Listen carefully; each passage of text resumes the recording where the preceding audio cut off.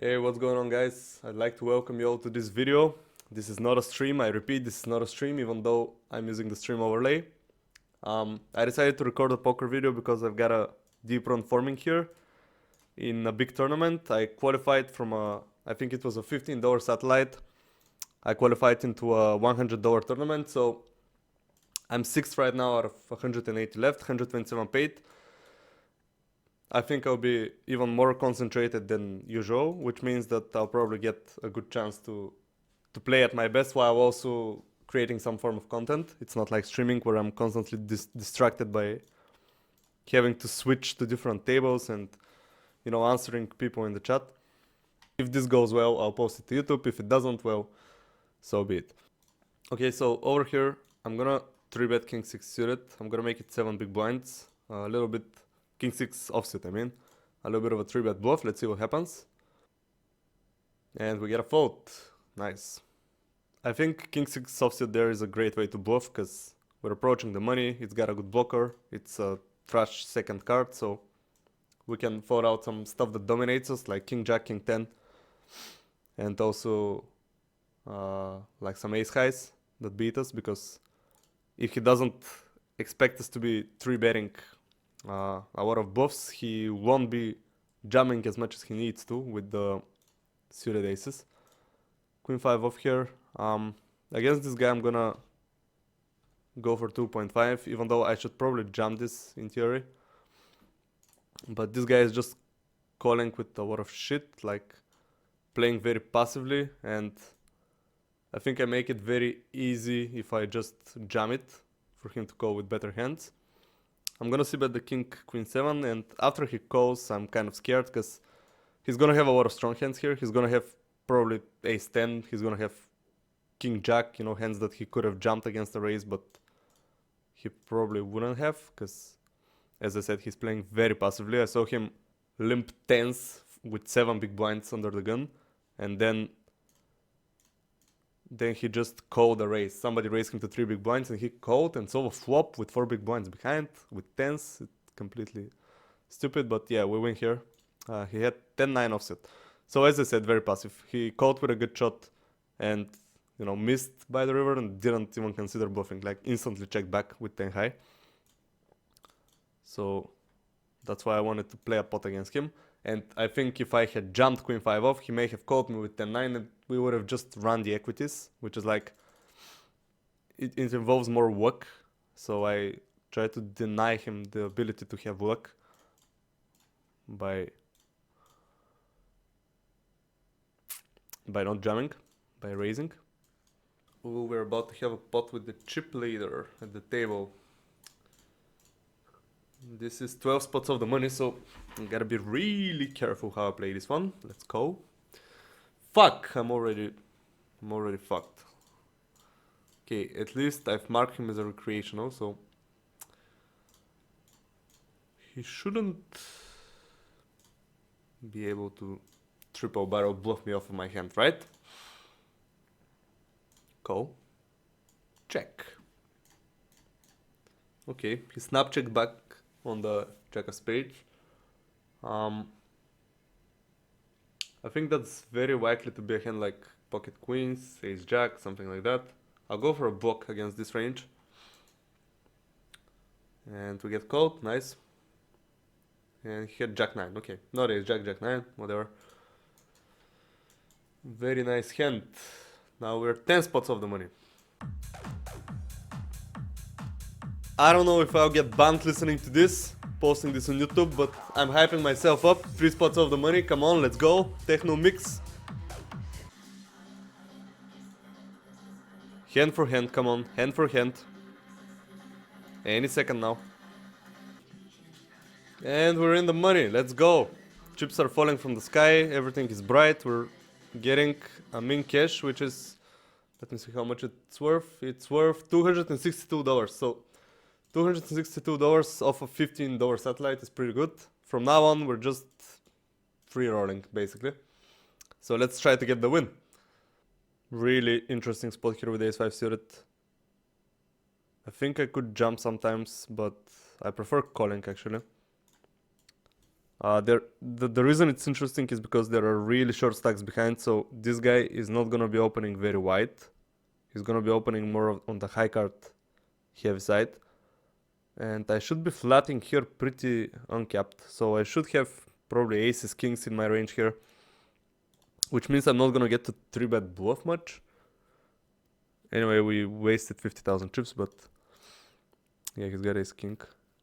Ha, what a nice flop. If only we had seen it. I tried to, but the guy with ace6, you know, he had other plans. He was very hasty in his wish to shove into ace king. Jamming fives here. Fuck, we got called. Blind versus blind with fives. I think we're gonna be good most of the time. I mean, when we get called, not really, but let's hope we're good now. I mean, being good basically means let's hope we're flipping. Ace 10, okay, we're flipping. We just need to dodge basically the whole deck. And we don't, so we're out, unfortunately. 96th place. $262 min cash. Well, that's it, guys.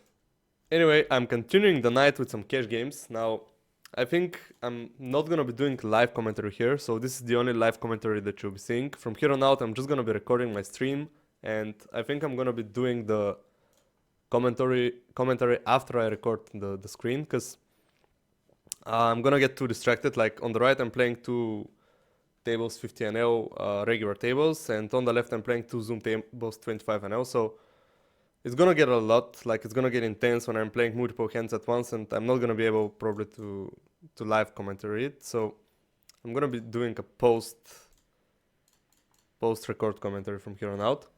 Anyway, just as I was saying that, I got aces dealt at the top left table, so naturally I'm gonna 3-bet with aces. We get called and the flop is king, queen, queen, rainbow. Now on this board I'm gonna range bet against basically anyone for a third. We get called and the turn is the 10 of spades. Now I could bet here again, as I could get value from hands like king jack or maybe ace king that decided to not 4-bet pre-flop, but I would also like to check back sometimes, so this time I decided to check back. When he checks the river, I think I can value bet against the king, against ace 10, against jack 10, hands that decide to bluff catch maybe. Hands like king jack suited, ace king as I said, that has decided to check the river, so we have a clear value bet on the river. And we get a fold. Now, this next hand is pretty interesting. I 3-bet ace-5 suited against a very short stack from the small blind, who opened from the hijack, and we get called by a recreational and by the opener in the big blind and in the hijack. So, when the board comes ace-ace deuce, I decide to small bet it for 15% or something like that, and we get snap called by the guy behind. And now, on the 7 of spades, I think about it for a second, and I evaluate his range. So basically, this guy cold calling from the big blind is gonna involve a lot of pocket pairs and a lot of suited hands. So I think on this card, it is very, very bad for me to bet. So I decided to check over to him and let him reveal his range. Because recreational players usually reveal their range based on their strength, based on their bet sizes. So if I check to him and see what size he uses, I'll be able to identify what he has better. So I decided to just check my hand over to him. When I check over to him, we can see that he bets 4 big blinds into a pot of 33. And he does that pretty quickly. So at this point, I don't think he has a flush, because I think he would go bigger with a flush. I don't think he has a bluff either though, because I would think that he would go bigger with a bluff to try to fold me out of my hands. So I think his range is pretty defined to having a pocket pair here, or maybe king-queen with the king of spades, something like that. So against this range, I don't know if the pocket pair involves a spade or not, so I decided to just call and prepare to lead some rivers for value. And now when the river comes the 9 of spades, I do consider checking over, but I decide that it's better to lead for a very small size. And the reason I decide that is because I think that he would either have a pocket pair without a spade that he would check back. So if I bet really, really small, I don't think he's gonna be able to fold like anything, so we can get value from that. On the other hand, if he has a pocket pair with a spade, he's gonna have a flush, and he's probably gonna bet bigger than what I'm gonna bet if I lead. But I don't think he's gonna raise me if I lead. So in both scenarios, I think I make the most money by just leading very, very small on this river. I lead for 2.8 big blinds. Maybe I could have gone bigger. Like, I can agree that I could have gone like 4 big blinds or 4.5, something like this, but in the end we get snap called, and we can see that he had pocket jacks without the jack of spades. So again, this just goes to show how transparent recreational players are with their bet sizes, and how you should think of creative ways to exploit them by deviating and not playing theory, but just thinking like what your hand is and what your hand wants to do. Next hand that we have coming up is just gonna be a pretty easy decision. We open ace king off at the top right, and we get jammed on by the big blind, so we snap call. It's a jack 10 suited, so we're 60% favorite. Let's run the cards.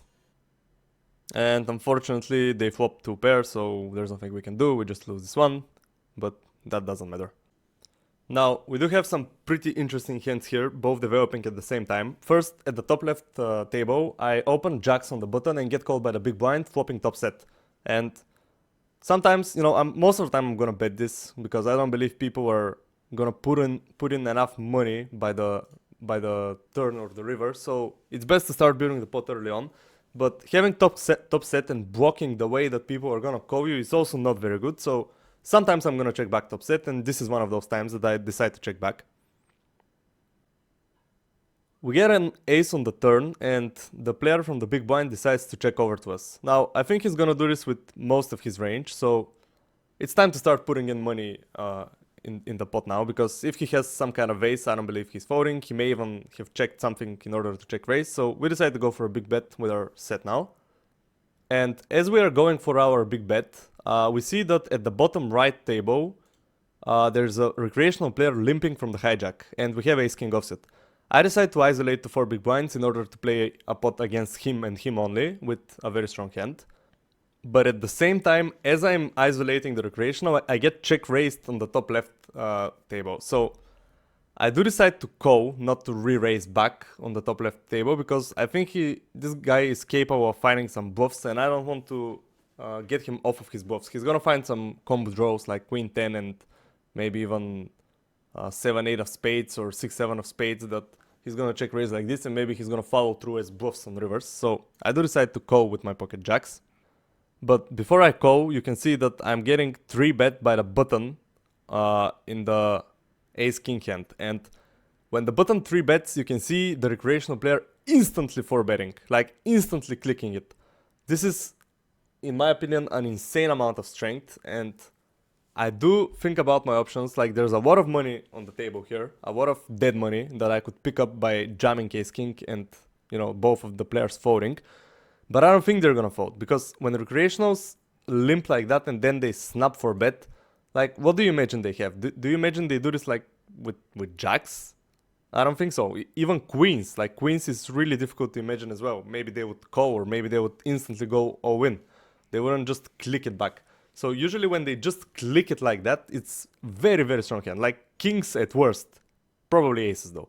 So even though it seems very tempting to jam and pick up all this dead money when you have ace king off, I do decide in the end to actually fold ace king off, because I don't believe I've risked enough to make it worth it to run into aces and kings. And you know, ace king is not that strong of a hand against the range of a recreational who 4-bets. If this was a regular, like, surely you can just jam here, because they're gonna have 4-bet bluffs. But when a recreational does this and the timing is just like this, is just too strong. So I decide to fold ace king, and these are the types of plays that you can only get away with against recreationals. Like the small leads that I've shown in this video, the big folds of ace king, these are things that you can only do against these players. Like, if you're playing against regulars and they see you doing this, you're gonna get exploited to the max. But yeah, against fish you can do it as much as you want. Anyway, after calling the check raise on the turn on the top left table, we face a pretty delayed big bet on the river by the regular from the big blind, and I do think about raising, but as as the 7 of spades is not really a very good river, like it completes a lot of his check raises that were flush draws, it completes 10-8 as a straight. I also don't believe I'm gonna get called by much worse. Like, for example, if he check raised some sort of 2-pair, I don't think he's calling a jam with a 2-pair. Maybe he's gonna call sometimes with pocket 9s or pocket 5s that he has check raised, but then again, pocket 9s he's gonna 3-bet a lot of the times pre-flop, so he's not gonna have that at full frequency. And as I said, queen 10 like is an obvious bluff that he could have for 6-7, but he's gonna fold those to a jam. So even though I believe I have the best hand pretty often, I don't think I can raise, so I decided to just go, and we can see he has 2-pair with ace-9, so we win this one. Now, for the final hand, we have ace-king offsuit at the bottom left table, so I decided to call 4-bet here against a 3-bet from the cutoff against the hijack raise first in, and we get snap called. Now, on 9-9-8 rainbow, I do decide to go for a range bet for 25%, because when this guy snap calls, we can basically exclude aces and kings, because he would at least think about 5-betting those all in, or maybe 5-bet clicking them, I don't know. When he snap calls, his range is basically gonna be a lot of like ace-queen suited, king-queen suited, maybe king-jack suited. He's supposed to fold queen-jack suited and queen-10 suited pre-flop, but maybe he would also call those, because as we know, players with high percent 3-bet stats, they usually don't like folding. So pocket 10s, maybe pocket jacks as well. Like, against this range, I think I have a very clear range advantage on 9-9-8, so I think I can go for a range bet for 25%. We get snap called and we get the 6 of clubs on the turn. And now sometimes I'm gonna barrel here with ace king as a bluff, but I don't particularly like my suits. Like, I would prefer to have the ace of hearts, for example, or the king of hearts in my hand, because that way I block some of the backdoor flush draw ace highs or king highs that he could have floated, and when I bet, he's gonna be more likely to fold. And when a club comes on the turn, having a diamond and a spade is basically the worst possible combination of cards that I could have, because I block the snap folds that he's gonna have on the turn when I bet, and I decide to check this combo most of the time. Now, after I check, we can see that it took him about 2 to 3 seconds to bet half pot. And when I think about what his range consists of, I don't think he's betting 10s, jacks, or maybe queens sometimes, but 10s or jacks he isn't betting that often, and I don't think he's even betting for that size and that quickly. So when I think about it, I'm gonna have aces and kings here that I could have checked on the turn, and I would play sometimes as checks on the turns in order to check jam. And he's not gonna have 10s and jacks very often, maybe sometimes he's gonna have queens, but even when he has 10s or jacks, he's gonna be in a really tough spot if I check jam. So I'm not gonna do it all the time, but I do decide to jam my ace-king here as a bluff, as I'm ahead of all of his floats that he is now betting as a bluff on the turn, and I can deny equity. And if he's betting flush draws, then I'm ahead of those as well. You know, I have the best possible high card hand, and if he has a flush draw, for example, ace-queen of clubs, I'm ahead of that, and he's probably gonna be either forced to fold or to call with a worse hand. So I do decide to check raise all in on the turn.